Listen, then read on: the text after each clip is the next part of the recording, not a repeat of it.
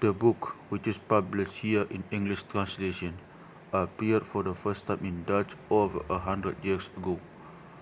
Part 1, The Sound System of Toba Batak, was published in 1864, whereas the much larger Part 2, The Words as Parts of Speech, appeared in 1867, in a period in which, seen internationally, linguistics was predominantly comparative and historical in its orientation.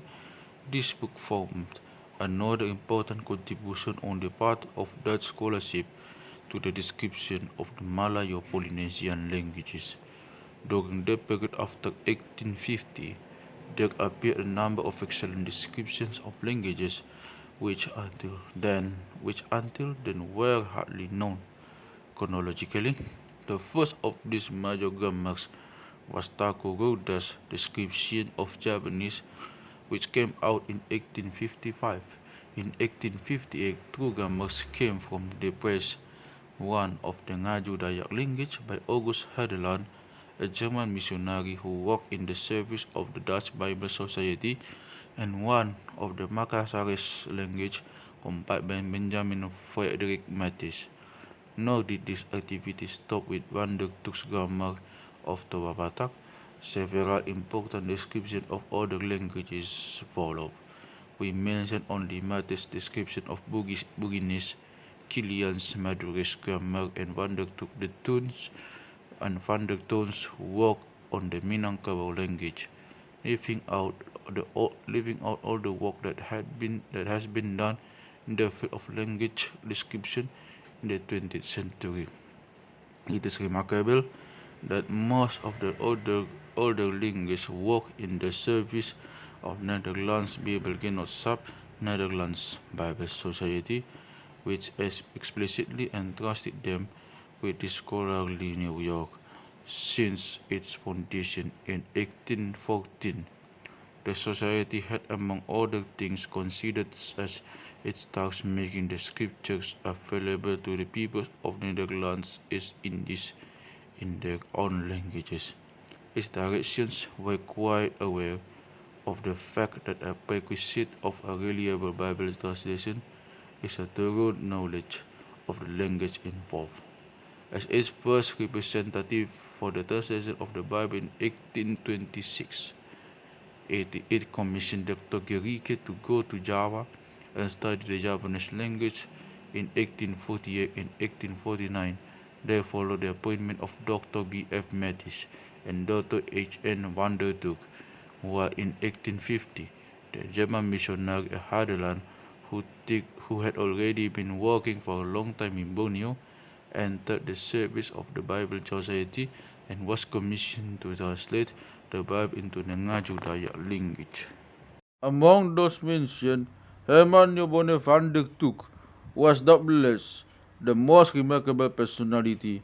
He was born on 23rd February 1824 in Malacca, then still a Dutch colony. His father, Servidus van der Took, was employed there as fiscal as well as president of the Court of Chancery. His mother, Louisa Neubonner, was an Eurasian girl, from whom Van der Took, apart from some Asian blood, also received his second name. In the third of Herman's birth, Malacca passed into the hands of the British. His father moved to Surabaya when he became a member of the Council of Justice. At about the age of 12, Herman, as was usual in those days, was sent to the Netherlands for his formal education. The social adjustment of the indisciplined boy to a formal Dutch surroundings, first in the house of an elderly uncle and aunt, and later, when that had failed, in the boarding school, gave rise to all kinds of difficulties, but his intellectual development apparently did not suffer because of these social problems. He completed grammar school and was admitted to the University of Groningen at the age of 15. In 1840, he registered as a student of law. As such, Van der Took did not prove much of a success. In fact, He never got further academically than the proper educative examination. Soon he was attracted to the study of Oriental languages. In Groningen, he had already started to study Arabic. At the end of 1845, or the beginning of 1846, he went to Leiden, when he concentrated on the study of Oriental languages. His main teachers were John Ball for the study of Arabic and A. Rutgers for Sanskrit, although Rutgers was primarily professor of Hebrew. For the latter, Pandortuk always had the highest esteem as a man and as a scholar. The present book in its original education was dedicated to Professor Rutgers out of respect and gratitude. When the Bible Society decided in 1847 to send linguistic representatives to certain syllabus in the Batak area of Sumatra, it was mainly due to representations of these professors that wanted to apply for the latter post and that he was appointed. The definitive appointment came in December 1847 and in the instructions dated December 8, which was undersigned by Took. His main task was defined Article as follows. Article 3. Immediately after establishing himself, he will occupy himself with the study of the language of the Batas, the completion of a dictionary, a grammar, and whatever may serve as an aid for others to study the language. Article 5. As soon as possible, he will investigate which of the existing dialects is the most suitable for the translation of the Bible. Afterwards, he will commence, as soon as this is possible for him, to translate the scriptures, starting with the New Testament, into the dialect of the Batak language. Took was never happy with the second part of his instructions. In his early years, his attitude toward the Christian religion had not been very positive, to put it mildly, and during his later life, his objections and antipathy became even stronger. However, Took had not only an inner reluctance concerning the second part of his commission, but as appears from the preface to the second part of his grammar, as printed below, he also had material objections to the combined task of scholarly study and practical translation work. Not without good reason, he was of the opinion that scholarly research should precede the translation of the Bible and should be carried out for its own sake. Nevertheless, no matter how often and how fiercely resisting his second duty, he kept to his mission, and alongside his scholarly publications on the Batak language, he completed at least a patriotic translation of the Bible. For its part, the Board of the Bible Society, in great loyalty and liberality, always maintained Took in his position and protected him, even though his utterances and behavior time and again could hardly be considered compatible with the Society's aims and convictions. After his appointment, Pandortuk at once started preparing for his stay in Sumatra, among other things by studying the few Batak manuscripts which were at the time available in the Netherlands. He also went to London to study some Batak manuscripts. In the summer of 1849, he went to the east and arrived in Batavia on 2nd September. After a short trip to Surabaya to visit his family, he prepared for his departure to Sumatra, but his plans was temporarily frustrated by serious and protracted illness. Only in 1851 he was able to go to the area of his destination. Initially, he settled at Sibolga, a small harbour town on the west coast of Sumatra, about halfway between Padang Kutaraja Aceh. In 1852, he moved to Bagus, somewhat further to the north, settling in a house of his own which had been built for him. In Bagus, Took stayed and worked till the middle of 1857. In that year, he was repatriated via Batavia and was back in Holland on October 1st. He stayed in Holland for over 11 years, a period broad scholarly studies and of working over and publishing his abundant materials. Alongside the translation of 7 books of the Bible, there appeared in these years his 4-volume Batak Reader 1860 until 1862, his Dictionary of the Batak Language 1861, and his 2-volume Grammar 1864 until 1867. But this was by no means all.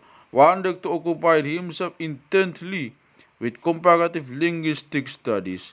In fact, in this period, in some polemic pamphlets against Takoruda and his adherents, he laid the foundations of a truly scholarly comparative study of the Indonesian languages.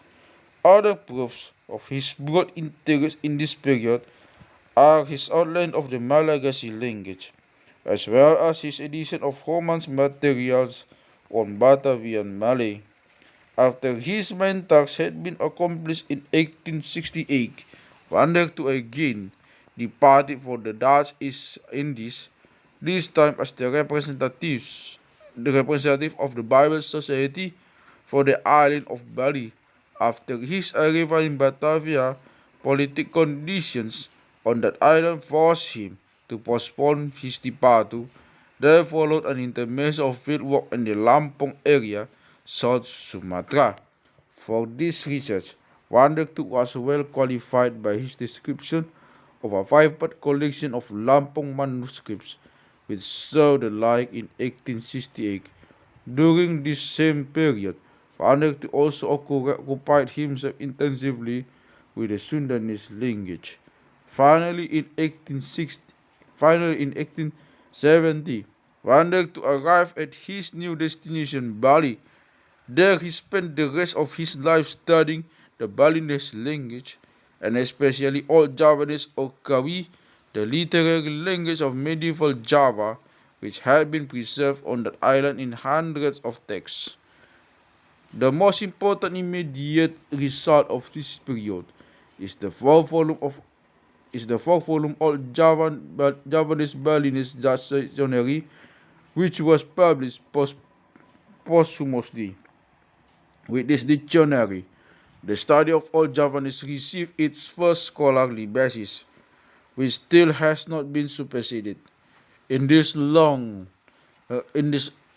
long run, perhaps the enormous collection of materials which Vandertoe brought together during this period by buying manuscripts, copying them himself, or having them copied by assistants, it was even more important.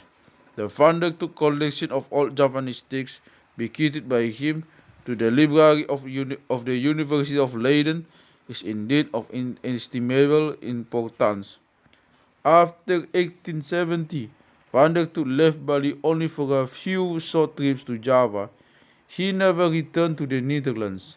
After his health had gradually deteriorated for some time, he died in the night of 16 August 1864, 16 August 1894 in the military hospital at Surabaya, victim of an acute attack of dysentery. As a linguist, Vandertoe can without the least reserve be qualified as a great pioneer, both in the study of the Batak language and during his work in the Lampung area, and also in the study of Balinese and Old Javanese. He went into unexplored areas, not only in a scholarly sense. Physically too, he pioneered in areas which had hardly been reconnoitered at all, and which had not yet been brought under Dutch sovereignty. For example, he was the first European to reach, on a dangerous trip through the Batak lands from his stations at Baros, Lake Toba in North Sumatra. He went on foot through the Lampung area in search of linguistic information, and for more than 20 years he lived as an European recluse in a Balinese kampong. This solitude and seclusion from the European community in the Indies he sought consciously and as a matter of principle, not just because he was disgusted with this kind of European community in the tropics, or with civilized life in general. In order to master a language, one should be a European as li- in order to master a language, one should be a European as little as possible, and take care not to have Europeans about one's place too often. In the Lampongs, I live alone, and there I learned more in 3 months than I would have been able to do in 3 years in a large place. During his period of field work in the Batak country, Pandortuk also lived as a solitary European. This is not to say that he found himself in what, according to present-day standards, should be called an ideal environment for the study of Batak. The little town of Sibolga, where he began his day, was as far from favorable location. It was unhealthy because malaria was endemic there, and moreover its Indonesian inhabitants were Malays rather than Bataks. However, took a Batak, Van der Took took a Batak teacher as his companion. To him he not only soon acquired a good command of the Batak language, but also came into contact with many Batak-speaking people. In fact, his house became shelter and lodging for Batak merchants and other visitors in Sibolga. Moreover, from Sibolga, Van der Took wandered far and wide throughout the surrounding areas. On these tours, he visited many Batak Huta settlements, made many contacts, and in long talks collected much material. From 1852 onwards, Van der Took lived in a, lived in, lived in a much more favorable milieu.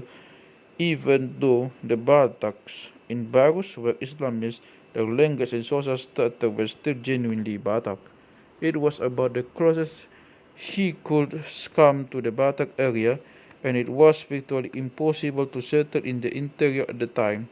Not only were the physical and material inconveniences of such a total isolation from European surroundings for a longer period too demanding for a scholar, but his safety would also constantly have been endangered in the interior, as became clear in 1853. During the long trip which finally brought him to Lake Toba, Van der Took twice narrowly escaped being killed and eaten by the Batak. Even in Barros itself, the solitude and the difficult physical conditions became too much for him after some years. To this should be added the discouraging factor of his ever-growing conviction that the ultimate task, the translation of the Bible, was a senseless undertaking which could never be brought to a successful conclusion. His letters dealing with the work from his last years in Barros bear witness to his depression and frustrations. As usual, Van der Took spoke in plain terms. Later on, when looking back on his work among the Batak, Van der Took expressed himself thus in a letter to Professor Betz: I could not help him.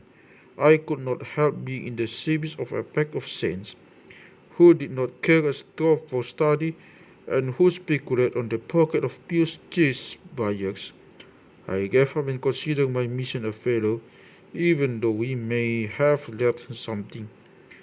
All that has been done so far for the indigenous languages is, in my opinion, so this work. Anyone who learns a language for the purpose of translating the Bible into it is nothing but a villain, and therefore I have more contempt for myself than for anyone else.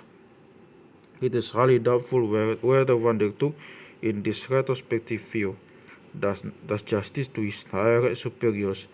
It is quite certain that his evaluation of his own work is unacceptable for anyone who has occupied himself with it. The first part of his commission he fulfilled in a brilliant way. In his major publications of the 60s, the Batak language was described and documented in a way which not only should be called grandiose for its time, but has still kept its value to the present day. In spite of the work done on Batak, especially in the field of lexicography, in the century following from the Tuuk's books, not one of his three major publications, Dictionary Grammar Reader, has yet been superseded. In the introduction to the English translation of the Grammar of Toba Batak, it may be useful to explain in more detail the significance of this book in its time and to determine its position in the larger context of Indonesian linguistics. It should be pointed out, however, that so far little has been done in this fascinating field of tracing the sources and writing the history of Dutch studies on Indonesian linguistics in the middle of last century. What follows bears on necessity, a preliminary character, and a full monograph on the subject is badly needed. What is perhaps the most characteristic element in the whole scholarly activity of Pandortuk is his conscious and convinced devotion to field work as the essential condition for real understanding of the languages and cultures of the peoples of the Indies. With a 10-year interruption for the preparing of his books on Batak, he spent his whole scholarly career in the Indies, such forming a nearly absolute contrast with Tarutung, when a lifelong professorship of various Oriental languages at various institutions of higher education never visited a country of the Orient, let alone ever engaging in field work. To Pandortuk, the study of a foreign language meant living among the people who spoke the language. This attitude had little or nothing to do with romantic feelings about living in some kind of paradise among the noble savages. If Pandortuk's letters provide reliable information in this respect, this solitary life was just a hard and bitter necessity under which he suffered, but which he accepted as inevitable for a man whose fate it was to study such exotic languages. To the above quotations, many could be added for his letters in which he complains about this fate, which should point out that this kind of field work, as a best of our linguistic description, was at the time a rare phenomenon also when seen in a context larger than the Malayo-Polynesian. In fact, this tradition of talam tenaran, government in English, and talafgevaldigen, linguistic representatives of the Netherlands Bible Society, which was based on a stay among the natives of many years and which proved so fruitful in its results, not only in terms of the quantity of language descriptions, but also in the intimate knowledge of the cultures involved, had always been a rare phenomenon in colonial traditions. On the technique which wanted to apply in his linguistic field work, something more should be said. He never developed an explicit theory on this point, and we can only infer from his publications how he worked and acquired his materials, perhaps contrary to what one would expect in the second half of the 20th century.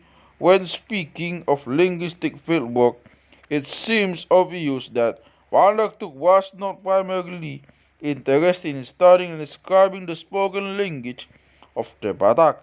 There can be little doubt that he soon developed a sound practical command of Batak. All our information confirms this, but his grammar is certainly not a description of spoken Batak. It is based on the written language his written materials were for the main part written down for him by Bataks or copied by himself from Batak manuscripts. His principle was that the description of a language should be based on text as recorded by the speakers of the language. That this was a principle, not just a practical way of working appears. For example, for his criticism of Adelan, who is blamed by him for having omitted to call and publish texts written by Dayaks. In not doing so, he prevented his readers from checking his description of the language. That is, he put himself beyond the reach of scholarly criticism. It is well known indeed that Pandortuk not only diligently collected Batak manuscripts. Among his legacy to the Leiden University, there were 154 pustahas, bark manuscripts, and 29 paper manuscripts in Batak, but he also urged Batak people to write wherever he could.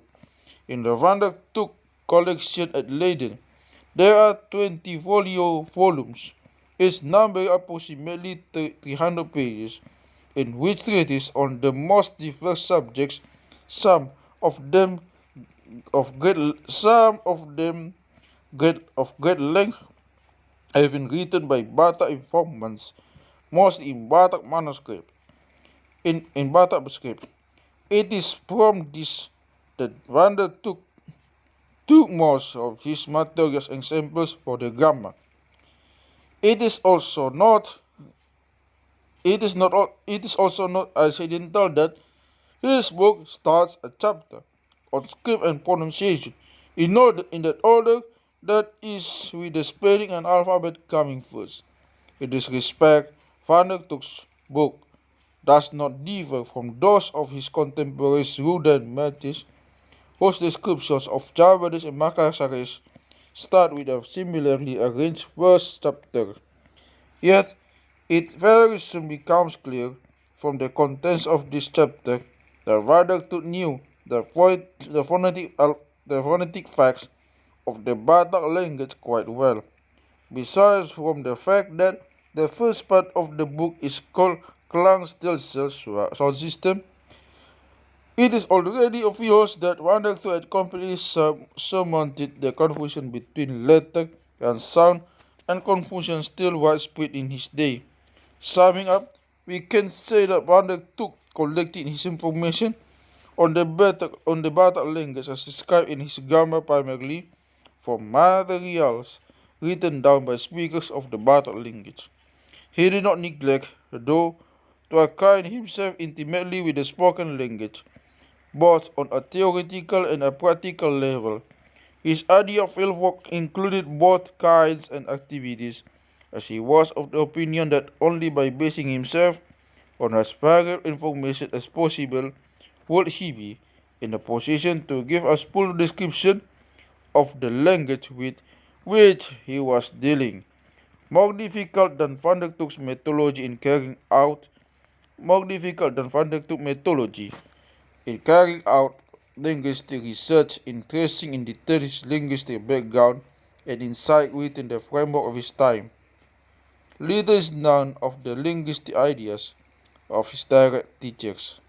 At one point, when writing on the gifted linguist Engelmann, who died so early, Pandortuk mentions as his teachers Rutgers and John Ball in one sentence with the scholar of Greek Cobbett, the historian Dossi, the scholar of Dutch M. de Vries, and praising them as all men who keep the facts and do not indulge in speculations. It can hardly be denied that keeping to the facts was the basic attitude of Pandortuk as a scholar, but this does not say much on his position within the linguistic theories of his time. We scholar anno 1860 could afford to pretend not to keep to the facts. As long as no good survey of Dutch linguistics in the period between 1840 and 1870 is available, the only very preliminary and therefore which can be made to get some idea of Pandortuk's linguistic concepts and views is by analyzing his writings. Unfortunately, he is rarely explicit on general or theoretical issues. In his Toba grammar, he hardly ever mentions such sources or names of authors. It is probably not to this book that we should turn in order to find out where Pandortuk stood, linguistically speaking, but rather to some contemporaneous publications by him. I refer to his first polemics with Tako Ruda in the middle 60s. Tako Ruda's name has already been mentioned above. 23 years under Tuuk's senior, he had become a professor of Oriental languages, mainly Hebrew and related subjects, as early as 1828 at the Atheneum Illustre, the predecessor of Amsterdam Municipal University. In 1834, philosophy was added to his teaching tasks. In the case of Ruda too, it was the Netherlands Bible Society which, albeit indirectly, put him on the study of Indonesian languages. As a member of the Committee of Indigenous Affairs of the Society, Ruda was concerned with the Javanese language in connection with the translation of the Bible, which in the first instance was translated to Greek. A number of circumstances induced Ruda to apply himself vigorously to the study of Javanese, with the assistance of a Javanese informant and the Dutchman C.F. Winter, who had a great practical knowledge of Javanese. Ruda soon became deeply convinced of the necessity of including language study in the curriculum of prospective civil servants. It was also due to him that in 1841 was founded in Delft a college for the training of Dutch colonial civil servants. In the following year, Ruda was appointed professor at the college, among other subjects in Javanese. In subsequent years, he published a great number of books, primarily as practical language aids and textbooks. These publications found their culmination in his Japanese grammar of 1855. In 1864, the Delft Institution for the Teaching of Linguistics, Geography and Ethnography was transferred to Leiden, where Ruda became the first professor of Japanese. This meant that Ruda became Van der Tuk's Betinoir. In the period in which he prepared his Toba grammar for the press, he attacked Ruda with great vehemence. This was no mere chronological coincidence. The first pamphlet against Ruda, published in 1864, begins as follows. Much to regret, I felt forced, before publishing my grammar of the Batak language, to point out the mistakes which Ruda, by stating from Javanese as a basic language, could not but commit. Apparently, the grammar itself was also a kind of settlement of accounts with a linguistic view, which, in the opinion of Van der Tuk, necessarily led to errors in the description of languages. Therefore, it seems worthwhile to devote some attention to this controversy, for which we also refer to the reader to Uhlenbeck's succinct but lucid synopsis. It seems obvious that the acrid tone of Van der Tuk's pamphlets cannot be explained from a mere scholarly difference of opinion. Personal acquaintance between both scholars seems to have been very superficial. In 1881, Van der Tuk recalls that he had seen and spoken to Ruda only twice in his life. However, Van der Tuk had his reasons for feeling deeply hurt by Ruda. These reasons he revealed in a pamphlet published in 1865 in the form of a letter of reply to Dr. A.B. Cohen-Swart, who had criticized Van der Tuk for his tone in his first pamphlet. In this reply, Van der Tuk states that the real reasons for striking such a good note with Ruda was that he wished to silence Ruda and prevent him for expressing himself in public again on Took. He reports Huda for having abused his authority and position in order to blacken Took's character in the latter's absence and without his having an opportunity to defend himself. Took does not specify this accusation and says that he himself does not know when all this took place. This happened perhaps at the time that Sisingamangaraja saw in me a spy of Goponi, the Dutch East India Company, i.e. the government, whom he judged guilty and deserving of death, the slaughter in Pole, in order to find his grave subsequently in the stomachs of his fellow men. And perhaps Mr. Gupta at the same time was sitting down, writing letters, surrounded by all the comfort of life, feted by high and low, wearing slippers and alike, and like a real Dutchman sucking his Gouda pipe. Grievances, whether justified or not, may go far in explaining the tone of Pandortuk's writings against Rugda. Doubtless, there was also an element of disdain for and irritation with the armchair research of Rugda in his colleges, which went against Pandortuk's deepest convictions with regard to the necessity of living among the speakers of an exotic language.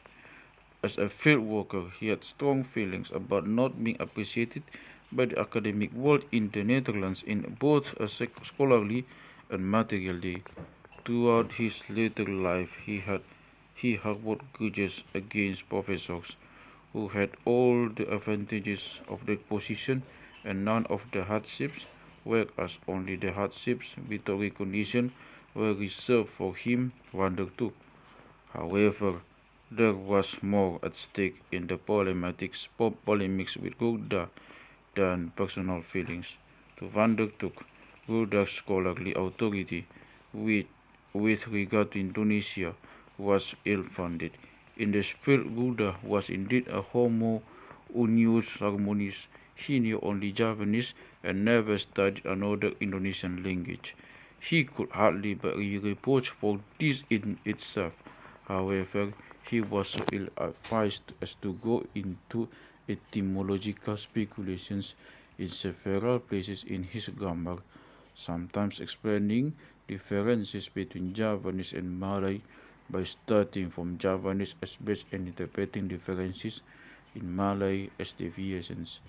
The most famous example in his explanation of the Malay words rumah house and ratus hundred as being characterized by a prefix re as opposed to the more original Javanese forms Oma and Atus. Here, Rugda revealed his historical conception of language in the same way as he had done earlier in a notorious discussion with Dutch colleges.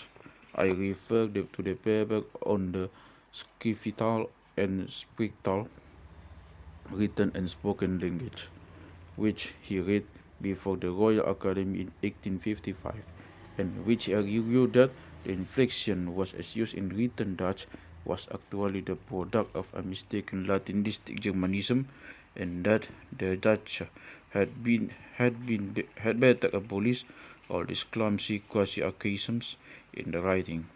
This paper broke the indignant protest of Matthias van de Vries and other scholars of Dutch, who even managed to suppress a second paper which Rugda offered for publication in the Transactions of the Academy in order to defend his views. There can be little doubt that in retrospect, Rugda's heresy actually represented sound ideas which found favor with later scholars. However, in this discussion too, Rugda sometimes made use of unsound arguments and examples which flatly denied the results of historical Indo-Germanic and Germanic linguistics. This lack of sympathy with the approach and methods of comparative linguistics also made him vulnerable in his discussion with Pandortuk. In fact, the latter in his critical discussion of Rugda's comparative notes for the first time systematically applied to the comparative method as it had been developed in the field of Indo-European linguistics. basing himself on abundant materials he proved in these anti-Ruda pamphlets, also for example in this nearly contemporaneous outline of Malagasy grammar, that was such as the Javanese Omah and Atus, as opposed to Malay Rumah and Adratus, so regular sound correspondences, which in various forms can also be observed in other languages.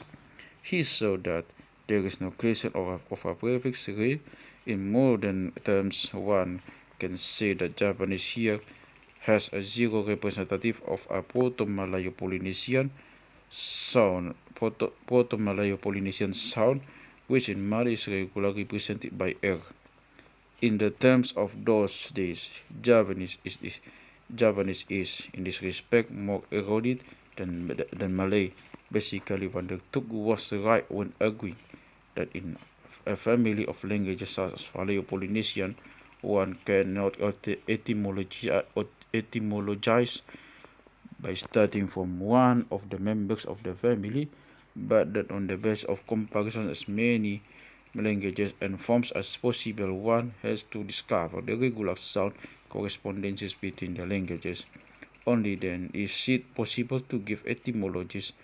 In this respect, Pandortuk was much better informed on the science of comparative linguistics than flourishing, and his broad knowledge of a great many Indonesian languages enabled him to solve problems with which Ruda with Javanese alone could not get to grips.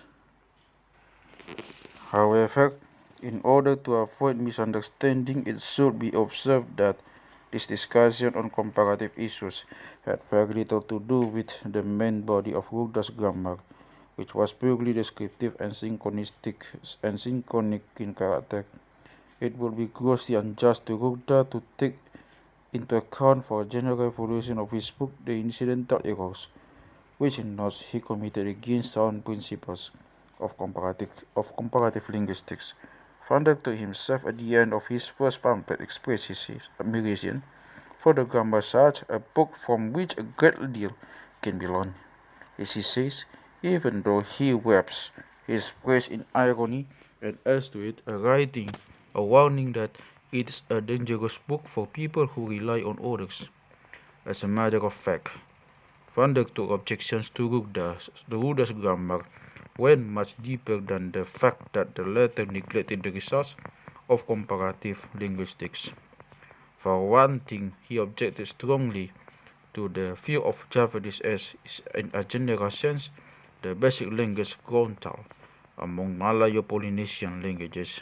In fact, this reproach was more directed against Ruda's adherents and epigons, who had expressed the opinion that the Javanese grammar of Ruda from now on should be the model of every description of an Indonesian language, in particular the ridiculous adulations of the jurist Samuel Kaiser, starring Pandortuk no less than 3 times he referred to the above quotation from Kaiser.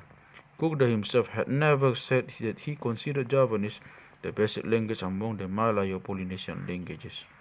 What was a more real and fundamental issue between Ruda and Pandortuk, however, was Ruda's view on this relation between universal linguistic or logical concepts and linguistic categories in specific languages, and the importance of the former of a satisfactory description for the latter.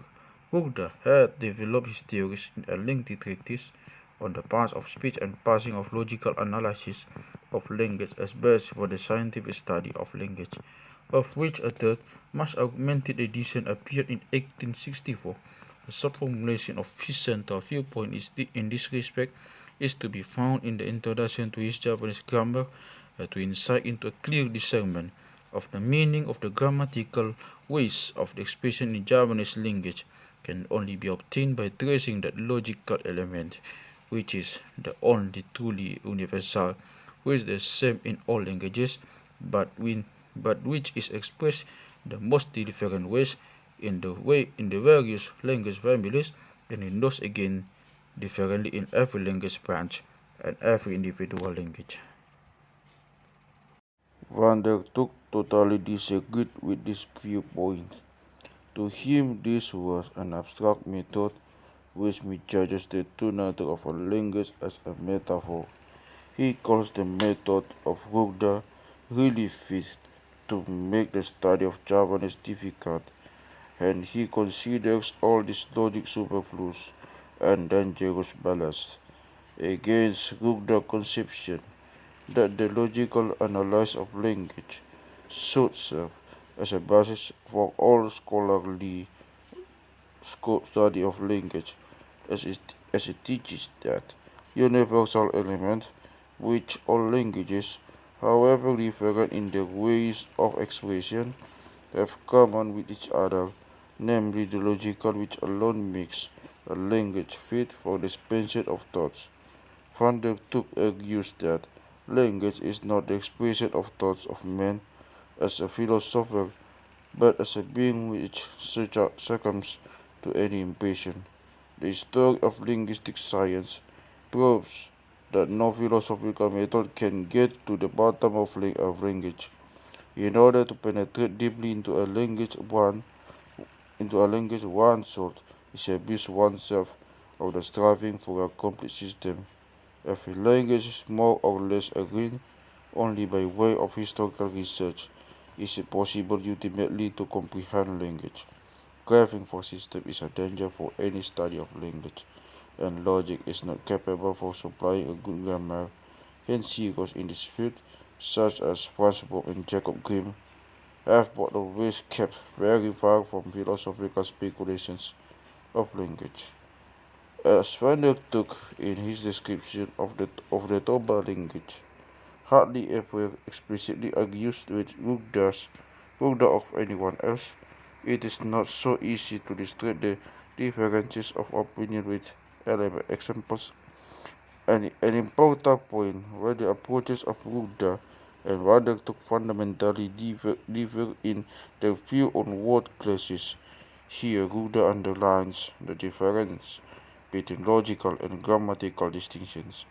According to him, Javanese must make the universal distinction between object, adjunct, and accident, and accordingly between the three main functions of words in the sentence, i.e. as object or attribute or predicate.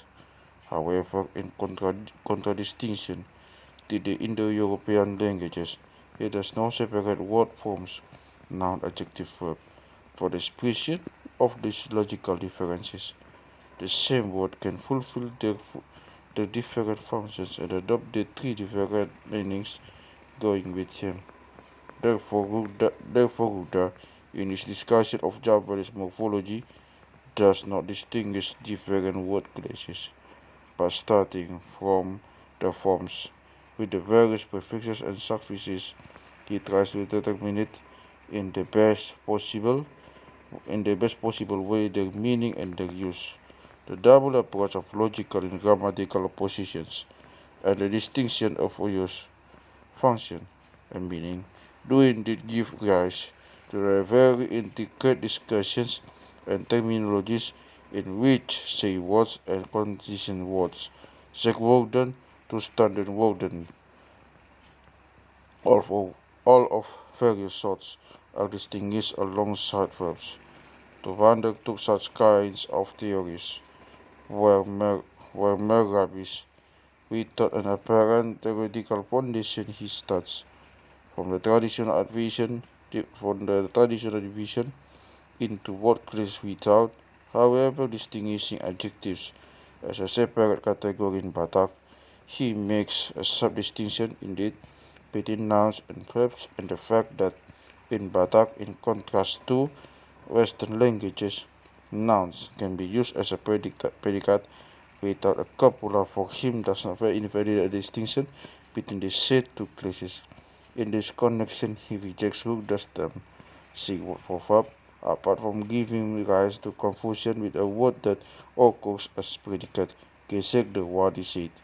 This term also misjudges the true nature of language as a metaphor.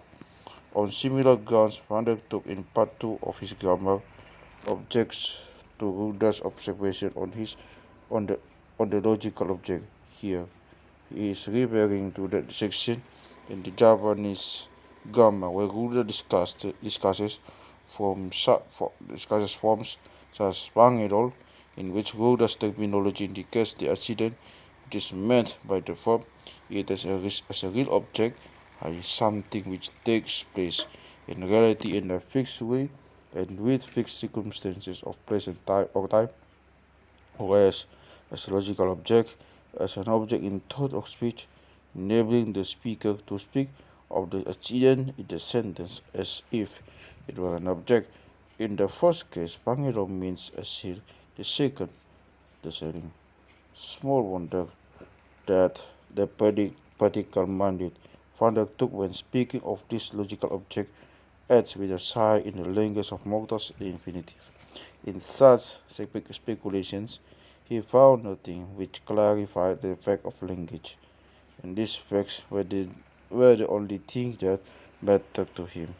Therefore, he also, in the same paragraph, jeeringly rejected the opinion of Pinapel expressed in his Malay dictionary that the Malay form such as tanam could be rendered most adequately by an infinitive, not to mention the most recent Malay grammar, again by Pinapel, which argued that all words in Malay originating meant to be something, so that buang would mean to be throwing. Pandortuk keeps his feet on the ground, just as the corresponding Batak form Tanom, the Malay form in actual use only occurs as a past imperative and has to be translated as such. All speculations on the actual meaning of such a stem he considers irrelevant. Does this rejection of Buddha's logical theories mean that Pandortuk had no theoretical conceptions at all? Herman Pohl has already observed that there is no voraussetzungslos reason south, and anyone who studies Pandortuk's work closely will discover that he too had a number of preconceptions on language in his story in his study, over against the emphasis which Ruda put on the logical element which all languages have as a common basis. Pandortuk in his grammar time and again stressed the idea already quoted above, that by its true nature language is a metaphor. His conception was that in a primitive place the emotional element had as much larger share in language than was the case in later times. Primitive men made use of all kinds of Christus sounds, which as natural cries are indeterminate and which only later on got a more fixed meaning, for example, as pronouns, prepositions, and so on. Another characteristic of primitive language was its strongly metaphorical character.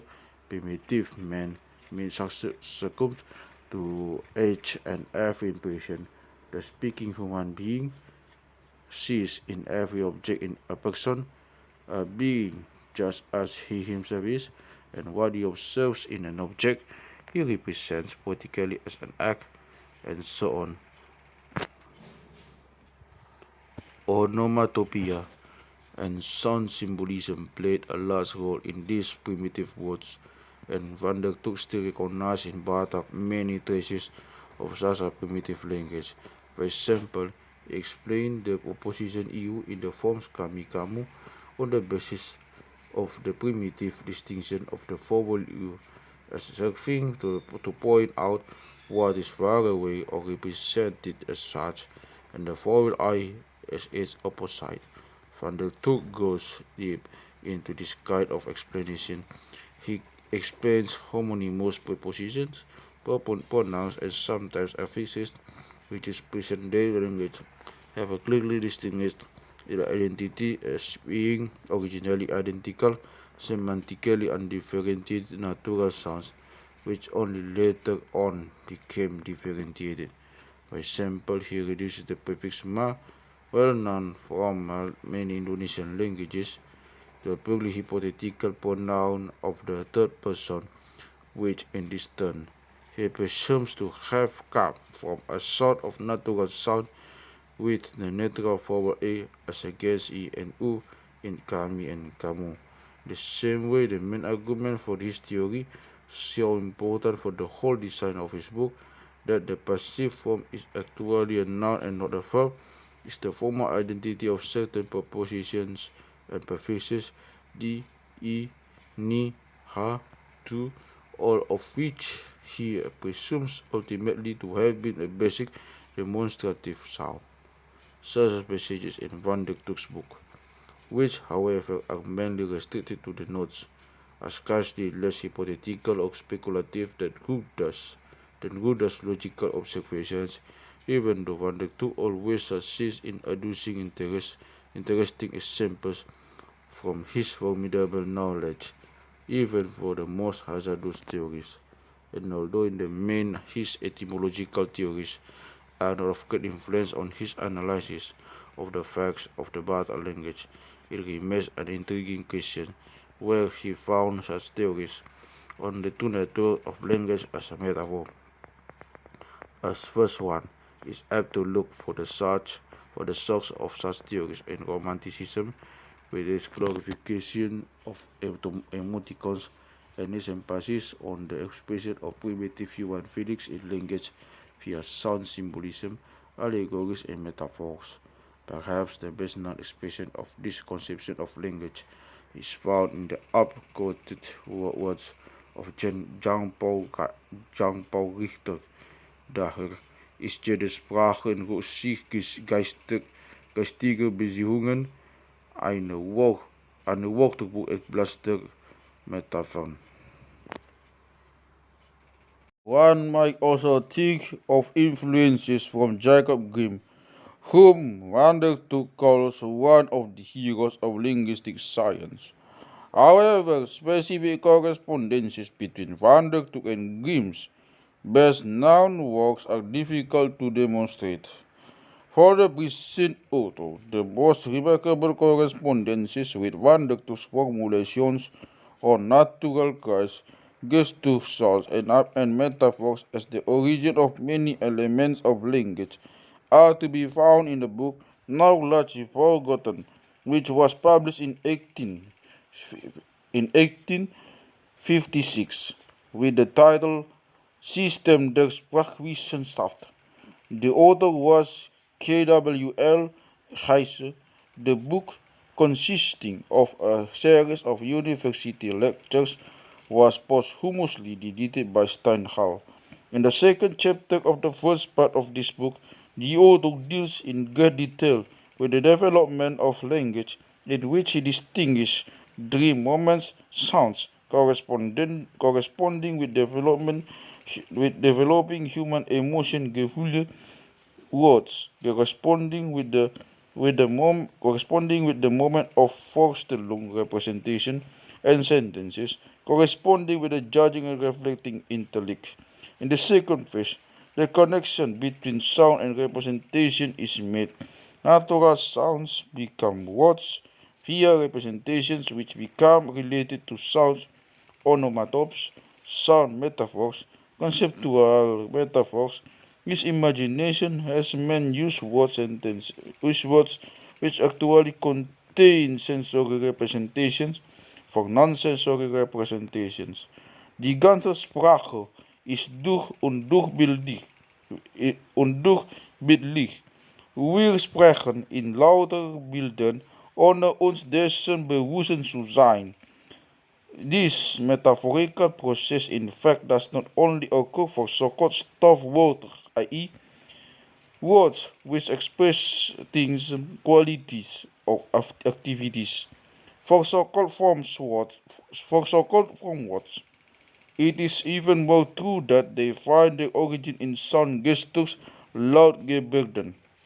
Man who becomes aware of relations of space and time reaches for sounds which in this case are still real gestures to express these relations. It is only by metaphorical application that words for logical relations develop from these words from relations of time and space. The same holds good for pronouns, which Heise counts among form words, Siegeren often vaak van later gebeurden aus, womit de Sprechende auf sich selbst, auf den angeredeten und auf den entfernteren dritten Gegenstand der Rede hindeutet. In der Lautform dieser Worte zeigt sich auch die ihnen zugrunde liegende Lautgebirge deutlich genug. In Kontrast ich Gott which aus in der Listen Lauten zusammengesetzt und dadurch auf das Subjekt selbst zurückdeutet. Mit Gem du Gott, du, welches den deutenden Konsonanten mit dem auserlisten Vokal gebindet. The correspondence of this argument with the passage from Pandortuk in which he compares kami with kamu seems too striking to be accidental. Nor would it be without piquancy if there were influence on Pandortuk from Heise's book. For in that case, he would be in the company of none other than Tarutung. Rugda, in his treatise on 1858 on spoken and written language, took as his motto a quotation from him, the famous German linguist Heine, because in his words he found a perfect expression of his own ideas on the necessity for written language to regenerate itself continuously on the basis of popular language. Time and space to permit us to go further into influences with Heine and now forgotten linguists may have had on Dutch linguistics around 1860. Pandortuk is known to have been in the possession of a copy of Heine's book, never mentions him explicitly, and much more material would be needed in order to reach more definite conclusions. A preliminary speculation has found that there are more places where Pandortuk's grammar comes close to concepts and formulations in Heine's book. One example is the theory that language, far from being a closed system, is a ring. His ideas come close to Heine's observation on the disorganization of language in its historical development. However, the idea of the decline of language had been in the air ever since Romanticism, and in the period of between 1850 until 1865, this theme was dealt in various publications with great emphasis by August Schleicher, who is also never mentioned by Pandortuk, nor is his influence visible in other respects on Pandortuk's ideas. In those chapters of Part 1 of the Toba grammar which are devoted to word form and sound changes, the general design reminds one strongly of Heine's book. In the latter second chapter, under System der Lauterverbindungen und Lauterbanderung, he deals with phenomena similar to those which Pandortuk discusses.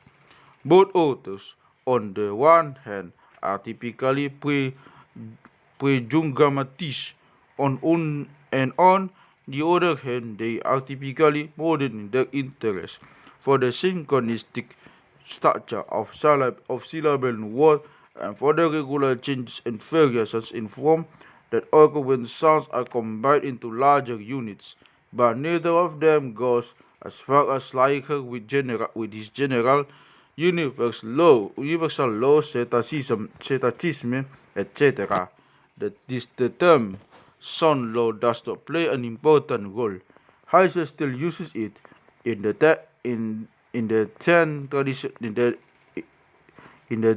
traditional sense of rules and restrictions in the occurrence of certain sounds and combinations of sound in the larger unit of words.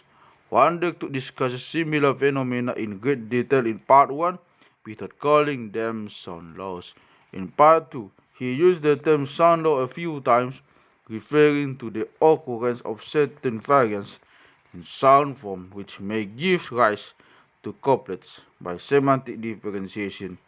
But those phenomena which later on, due to Bendes, were to be called the Wandertukse klankwoorden, the Wandertuk solos. In the Toba Batak, in the Toba grammar, that is 10 years before the appearance of Jung grammarians, quite understandably are not yet called laws at all, even though in many notes to his grammar and in the contemporaneous publications, Vandertuk discusses these phenomena in great detail and with great accuracy. Whatever the case may be, and whatever the results of further investigations into the intellectual modus of guys of Vandertuk, it seems quite certain that such research will not detract from this value of Vandertuk's description of Toba Batak as a great linguistic pioneering work. In spite of a number of antiquated preconceptions, the revelation of which is to be found in the notes to the text rather than in its body, he has in a most remarkable way to keep the facts as the basis for his scripture. These, fact, these facts he has collected, ordered, and analyzed in such a way that the structure of Batak language has become transparent. He has not spared himself of his readers' trouble. He was too much aware to the complications of linguistics really to be willing or able to hide it behind a simplified survey. But the very fact that he tried to account for all the facts and details, he had done full justice to the object of his investigation, and at the same time making a most important contribution to linguistics in a general sense. There are both the reasons and arguments for the re-edition in English translation of Van der Toek's grammar of Toba Batak in the translation series are implicit. This series aims to make available to the world of international scholarship important results of Dutch research with regard to Southeast Asia and the Caribbean area. In such a series, linguistics, as one of the most important disciplines in which the Dutch have pioneered, should not be lacking. Van der Toek's book was an obvious choice in this field for a number of reasons. It is a most remarkable result of pioneering in the literal sense of the word. Moreover, it is the most rounded and accomplished publication of a brilliant scholar whose other scientific work, for some reason or other, remained fragmentary and preliminary, and who internationally has remained virtually unknown. Finally, this description of the structure of Toba Batak language has also preserved a high degree of current interest, as it has not yet been superseded by later work. Meanwhile, it should be noted that this book describes Toba Batak as it is written and spoken over 100 years ago, so that in a sense it is now also a contribution to the history of this important representative of the family of Indonesian languages. The translation of Van der Toek's book into English did not prove a simple task. For nothing, Van der Toek's mid-9th-century Dutch is antiquated language with all kinds of pitfalls for a translator. Furthermore, the book abounds with Dutch translations of Batak examples. For an adequate translation into English, some understanding of the Batak proved essential. But this is not all.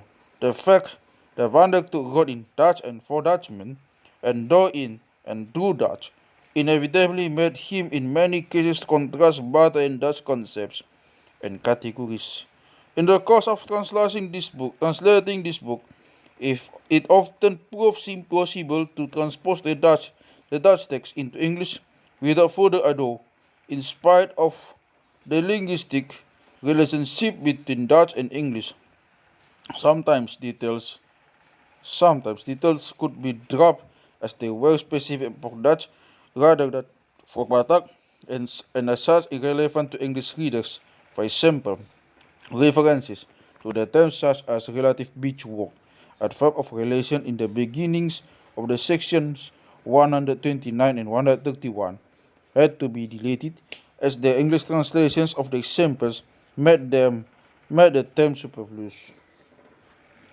Similarly, a reference to the use of Dutch dat after a proposition like sedert since become irrelevant in view of the English used to render the Batak simple.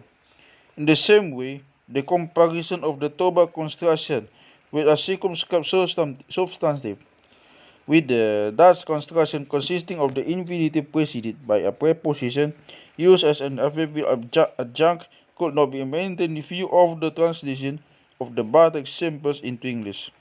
A remarkable difference between English and Dutch, where English, at least in the example discussed by Pandortuk, seems closer to Batak than Dutch, is found in section 140 as the typical difference between Dutch slahem obstichut and in the Batak phrase meaning literally hit his head does not hold good for English. Yet, what Van der Took says in this connection about Indonesian compared with Germanic languages, generally speaking, is probably correct, so that the argument has been maintained, sometimes in view of the English translation of a series of examples of formulation of rules had to be given in English which is different from the statement in the Dutch text. A good example is found in 153 when Van der Took states that "soada" is often used as a negative waar which and conjunctie be the negatie zouden moeten gebruiken, when we should have to use a conjunction with the negative.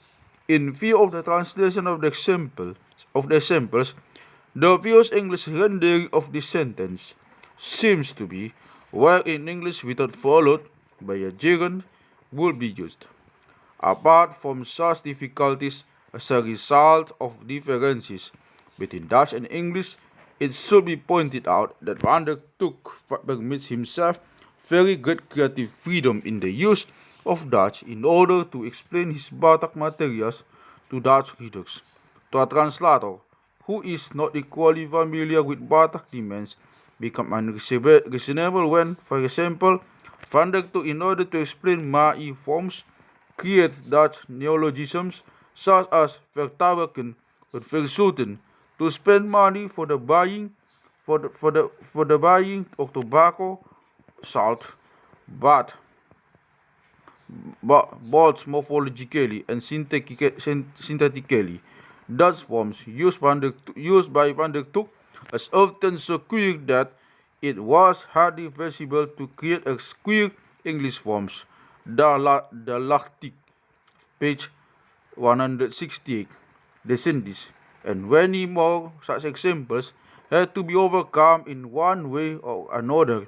A problem often arose in the translation of what Van der Took calls passive forms, especially the passive subjunctive which Van der Took frequently uses, whether hit geslagen, be he hit, etc. Call for a variety of English constructions, sometimes within one series of examples. The passive constructions of intransitive, e.g. section 107, door hem werd naar boven gevlogen, by him was flown upwards, already stretching the possibilities of Dutch to the limit, often did not bear a literal English translation. With regard to the scholarly terms which Van der Took uses, the translator and editors have done their best to give Van der Took his dose. This is especially true for part 1, in which the impressionistic phonetic terms of Van der Took have been transposed literally into English rather than replacing them with the modern phonetic jargon. In general, the aim of this translation has been to preserve faithfully the original character of this publication from the 60s of last century. It refrains as far as possible from interpreting, explaining, or amending Van der Took's work Pandortuk's work, even though this is not always proved to be easy. Sometimes the translation had to be an interpretation, as such choice was necessary in cases of ambiguity in the original. Sometimes an explanation seemed called for in cases where Pandortuk made use of typically Dutch phenomena, linguistic or otherwise, in order to explain Batak facts. In a few cases, even this remarkably consistent and accurate book proved to contain an error or oversight which needed correction. The reader should note that in this new edition, Pandortuk's own editions and corrections have also been incorporated, not only those printed at the end of his book, but also some which are to be found in the margin of his copy of the grammar, now in the possession of the library of the University of Leiden. Apparent deviations from the Dutch original will sometimes be explicable from this course. Also, in the form of the book, the translation keeps as close as possible to the original, but in one major respect it deviates from its original. Whereas in part 1 of the Dutch version, abundant use is made to the Batak spelling, it was necessary for technical reasons to limit the use of Batak character as much as possible in the English translation. In the English version, it remains possible to learn the Batak script from this book, both in its Toba and in its diary and Mandailing forms, but otherwise examples in Batak characters have been included only where they seem essential from a core understanding of Pandortuk's argument. In all other cases, examples in Batak script have been transliterated. This has been done in a purely mechanical way, letter by letter. These words always given in square brackets do not therefore represent normal Batak spelling in Latin characters, but a transliteration of Batak script. In many cases, the ordinary spelling in Latin characters has been added to such transliterations, as had been done in the original. In the rare cases where Pandortuk gives words in other Oriental scripts, mainly Arabic, a similar mechanical translation is given in brackets. The editors are grateful to Dr. Petrus Verhoeven, who provided them with the mechanical translation of the examples in Batak script which were not reproduced in their original form. In order to give the reader some idea of Batak spelling in the turning fragment of text, 3 specimen pages from Pandortuk's Batak reader from each volume, one for each volume, and provide with a transliteration have been added as an appendix to this book. These pages in the main correspondence with the transliterated fragments which in the Dutch version were added to description of the Toba, Mandailing and diary sound systems, and which consequently have been omitted in the corresponding place in the present book. The spelling of words in Indonesian languages has been kept in the original form. The minor deviations which Pandortuk's spelling displays in comparison with present spelling from example of Malay will hardly prove an inconvenience to the interested reader.